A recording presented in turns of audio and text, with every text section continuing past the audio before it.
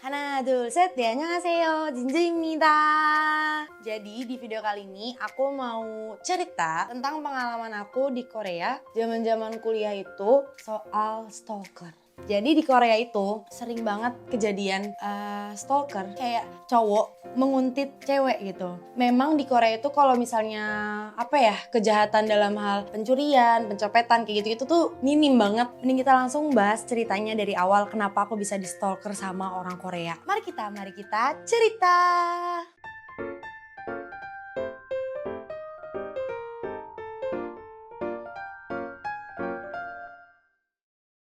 Jadi awal mulanya aku tuh iseng-iseng download aplikasi yang namanya Tinder. Sebenarnya niat awalnya itu aplikasi Tinder itu kan buat kenal sama orang-orang Korea. Kalau Tinder itu kan seperti yang kita tahu kan dia itu bisa nge-match orang kayak misalnya nih suka atau nggak sukanya gitu kan. Kalau kalian yang nggak pernah main Tinder tuh yang sedaerah sama kita, yang ada batas maksimal jaraknya tuh berapa gitu, aku juga lupa kan ya. Jadi aku bisa cari yang paling dekat di daerah-daerah Busan gitu kan. Nah di daerah-daerah Busan ini aku cari yang yang bisa diajak jadi temen ngobrol, terus juga ngelatih bahasa Koreaku.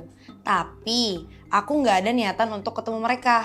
Jadi kalau misalnya mereka ada yang udah ngajak ketemu, terus juga ada yang sering banget modusnya tuh, aku mau dong belajar bahasa Korea tapi belajarnya di rumah, aku bayar kamu private.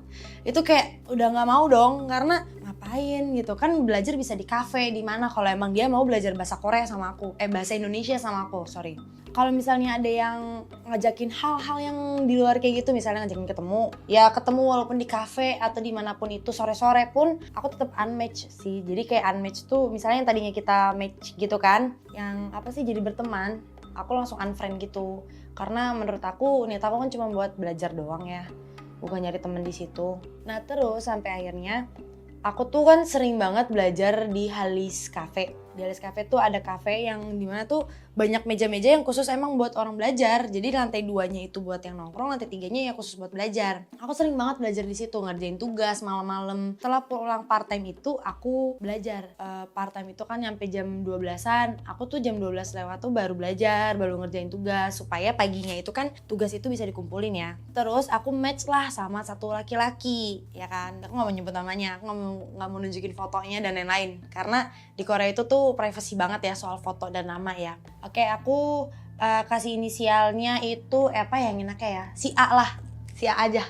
Nah si A ini match sama aku di Tinder, terus dia bilang kayak, oh kamu tuh yang biasanya di Halis nggak sih gitu? Kok tahu? Aku tanya gitu. Oh aku sering juga belajar di Halis, kata dia gitu. Ya aku kayak cuman oh ya udah, aku pikir dia juga lagi belajar juga, nggak ada niatan jahat gitu kan. Kita ngobrol-ngobrol doang, nggak ada janjian ketemu sama sekali. Terus aku biasanya belajar di Halis.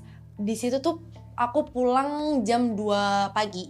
Jam 2 pagi aku pulang dari selesai belajar. Aku kayak ngerasa, namanya orang diikutin ya, pasti ngerasa gak sih kayak ada hawa orang tuh ngikutin kita gitu. Aku tuh jalan terus kayak ngerasa di belakang tuh kok berasa ada orang yang ngikutin gitu kan. Tapi mukanya tuh kayak aku gak kenal sama sekali gitu. Aku kan nengok ya, ada emang cowok satu orang di belakang, tapi mukanya tuh emang aku gak pernah lihat. Di foto pun aku gak pernah lihat, kayak ikutin terus sampai akhirnya depan pertigaan aku mau ke kanan, aku belok kiri kan, rumah aku kanan nih, aku belok kiri sengaja pengen tahu gitu kan, dan bener masih diikutin. Deg-degan dong di situ kan, kayak aduh gue harus gimana nih gitu kan. Kalau misalnya untuk tingkat kejahatan pembunuhan sih nggak separah itulah di Korea, cuman taunya emang banyak kasus stalker doang.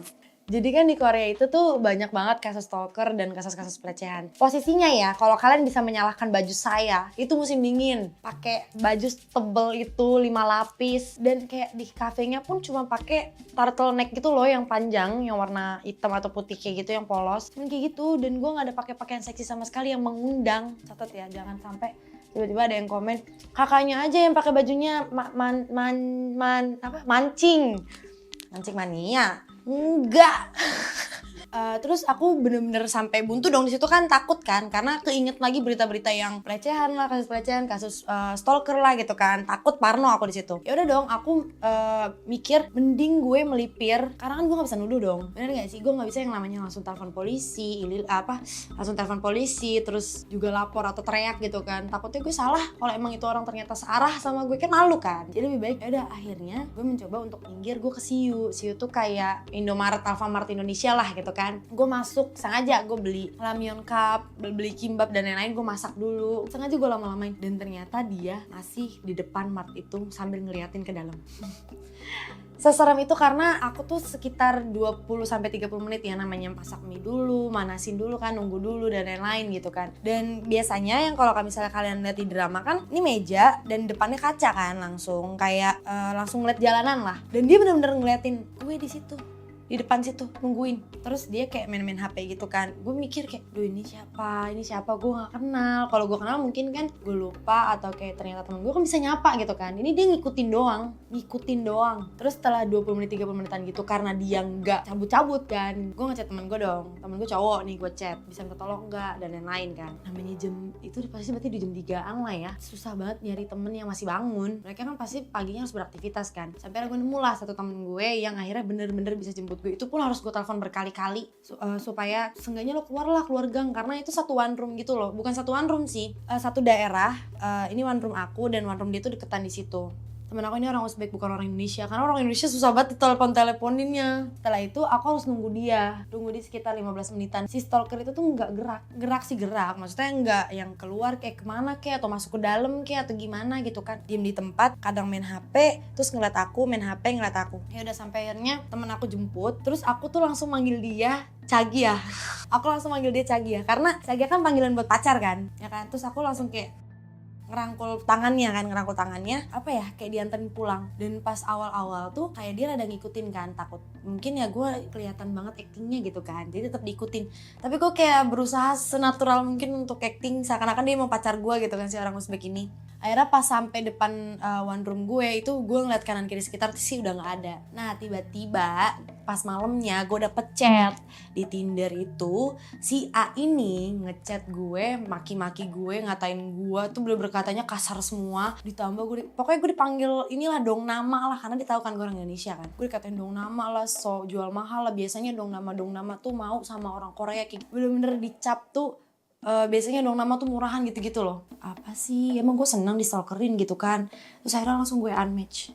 Jujur di situ tuh gue ngerasain diikutin orang, walaupun misalnya nih kalian mikir kalau misalnya gue diikutin sama cowok ganteng mah nggak apa-apa.